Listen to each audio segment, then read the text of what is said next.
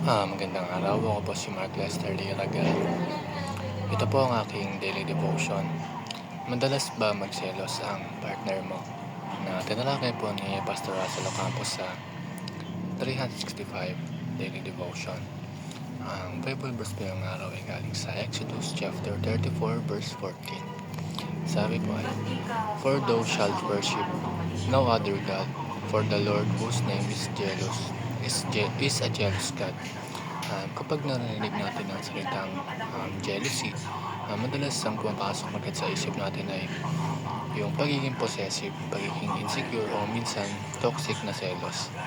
Pero alam nyo ba na may pagkakaiba ang selos ng tao sa selos ng Diyos? Ang jealousy na ay hindi base sa pagka-insecure, kundi sa isang banal at makatarungang pagmamahal.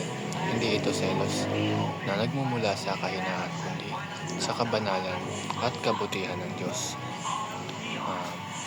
Ang Diyos ay tinatawag na jealous God, hindi dahil siya ay marupok, kundi dahil mahal niya tayo ng lubos. At gusto niya protektahan ang kanyang pangalan, ang kanyang kaluwalhatian, at ang relasyon niya sa atin. Kapag sinabi niyang, "Ako ang Panginoon mong Diyos," ibig sabihin nun ay siya lang dapat ang sentro ng buhay natin. Hindi siya nagsiselos tulad ng isang insecure na tao, kundi dahil may covenant siya sa atin. At bilang kanyang mga anak, ayaw niya tayong mapalayo, masaktan, o sumamba sa mga bagay na hindi naman karapat-dapat sambahin. Ang first teaching is, God's jealousy protects His glory.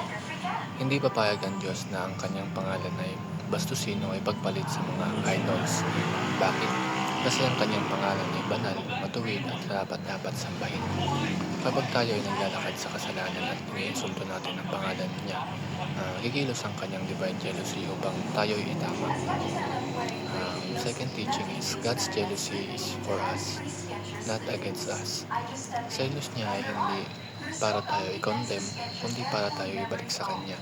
Parang isang ama na nagsiselos kapag ang anak niya ay napapalapit sa maling barkada. Hindi dahil galit siya, kundi dahil gusto niyang mailayo tayo sa kapahamakan. Ganon din si Lord sa atin.